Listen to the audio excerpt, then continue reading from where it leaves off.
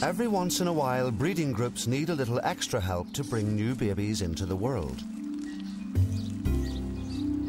It's not just about how keepers care for the newborn, it's how the entire group is looked after that can turn a failing breeding program into a success.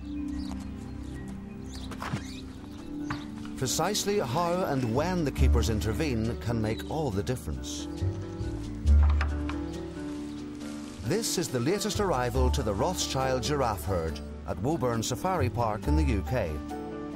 At just 10 days old, he hasn't got a name yet. Keepers call him Baby H. He's the third baby born to Mum Acacia. Her 14-month pregnancy went fine, but the birth was a little bumpy. He's a good boy. Debbie Porter has been looking after the giraffes at Woburn for 9 years. He dropped out at quite a rate, and unfortunately, as he fell, he did actually knock a tooth out. The whole herd was there to actually see the birth, and Dad proudly went and stood over the top of the youngster as if to say, actually, this one's mine.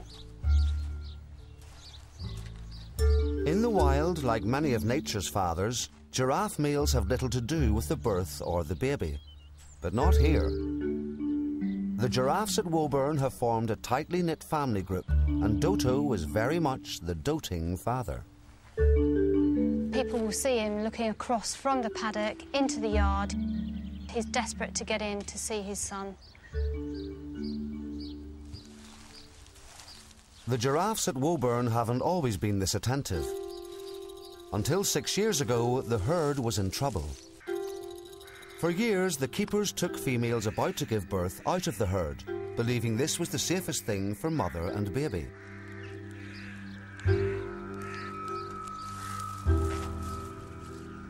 But what if this separation was so stressful for the mums that it made them reject their newborns?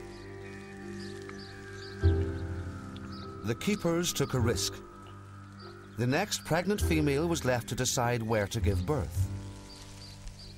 It worked. She didn't reject the calf. Now pregnant females are left to do whatever feels right for them. They know what's best, and it's just giving them the correct environment in which, they can make those decisions.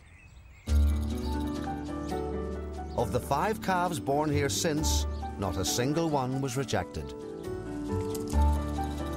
In 30 years prior to us making those changes, we never had a single parent-reared giraffe. And since we've just given them absolute free access to give birth wherever they want to, we've had a 100% success rate.